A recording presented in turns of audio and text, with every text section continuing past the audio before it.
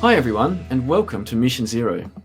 Mission Zero is run by the Raspberry Pi Foundation in collaboration with the European Space Agency. Everyone who follows our instructions today and has no errors in their code will have their program run on the International Space Station and possibly have their scrolling message seen by the astronauts aboard. You'll also receive a certificate to show your friends and family where the ISS was in space when your code was run. How cool is that?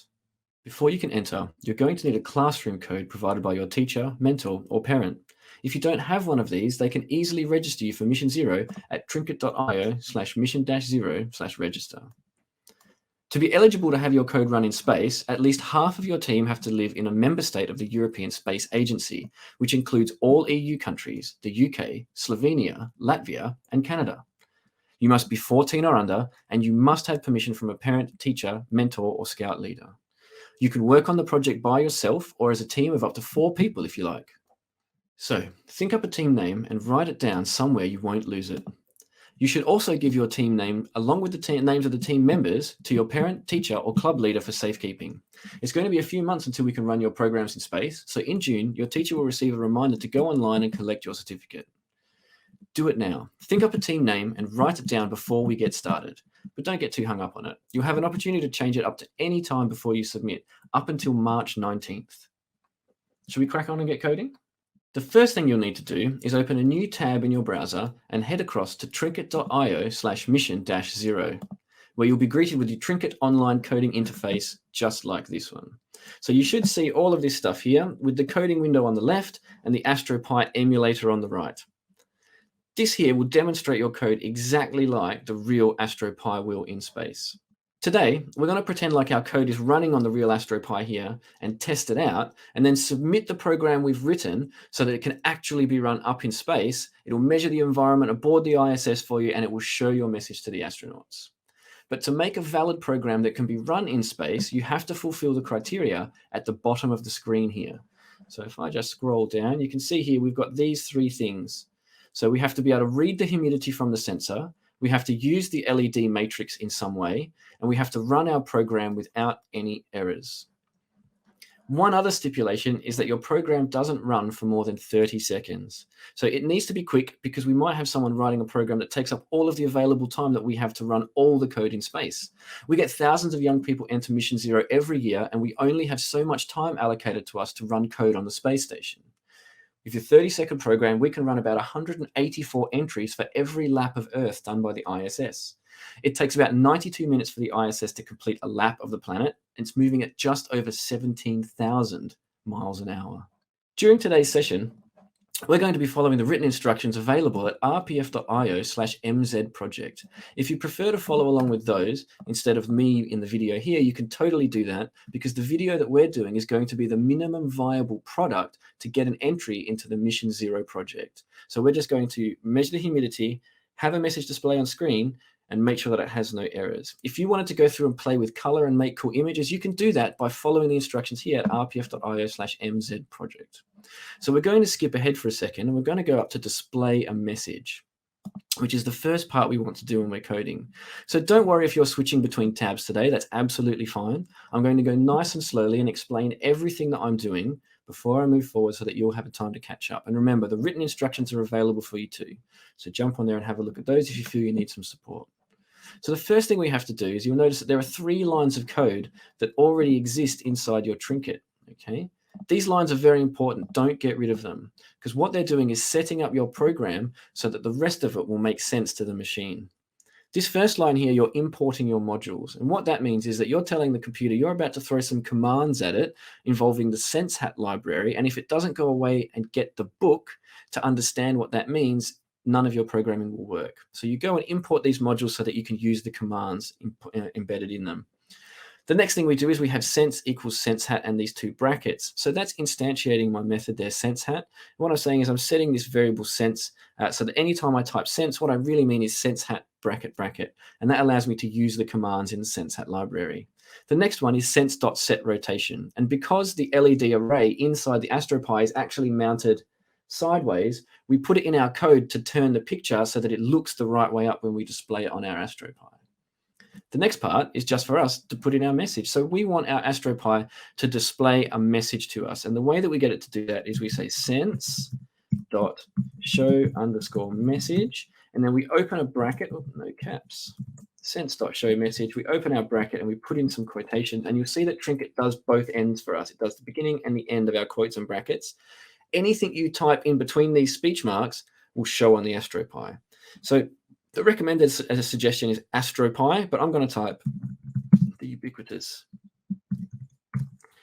hello world. Once you've typed that, sense.show underscore message, and you have something in your speech marks, if you click run, you'll be able to see your code run on the emulator next door. So I click run, and you'll see my message display, hello world. There it is. Fantastic. Okay, so we know it's working.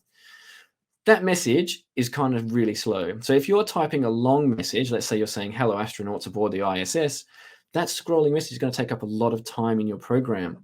So what we can do instead is we can make it go a little bit faster by changing one of the parameters. So if you're following the written instructions, the next thing it will tell you to do is to change the scroll speed of your message. And so we put in after our message, once we've decided what that is, we put in a comma, and then we can set the scroll speed, okay, to a number between 0 and 1. Now, the smaller the number is, the faster the code will go, okay? The default setting is 0.1. If you type nothing for the parameter, it will automatically go at 0.1.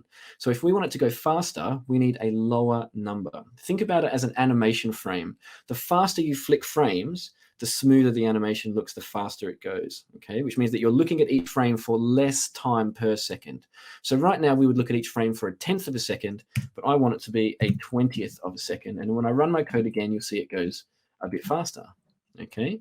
If I change that number to something else, 0.01, and run my code again, we'll see it should move even faster still, okay? It zips past now.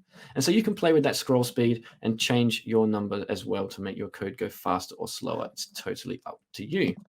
The next step in our program is to measure the humidity surrounding the Astro Pi. So to do that, we need to set up a variable called humid, and then we need to take that variable and round it down to a certain number. Okay, we want it to be 1 decimal place because otherwise the number will be enormous and it would take up loads of time in our program. A faster program is better, much more efficient.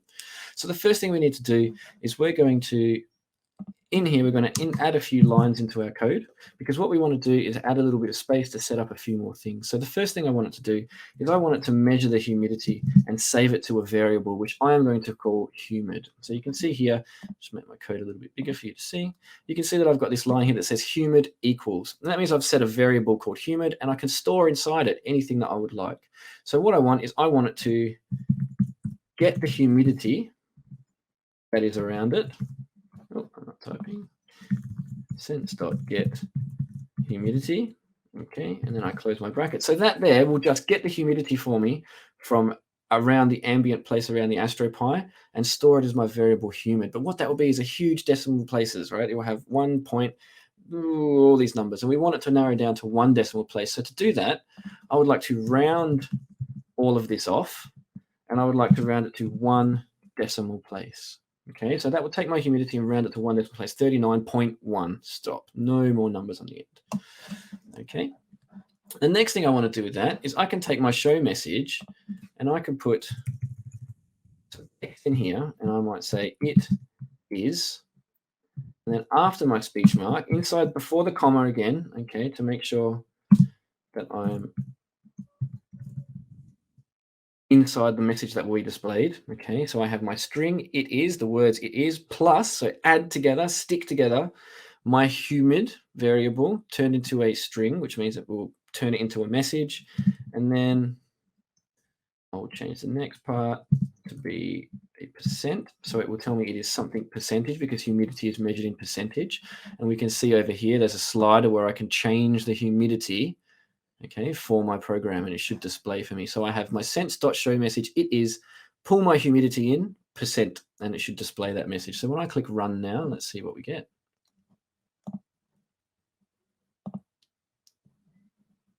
Okay, it is 42.0%. Okay, there we go.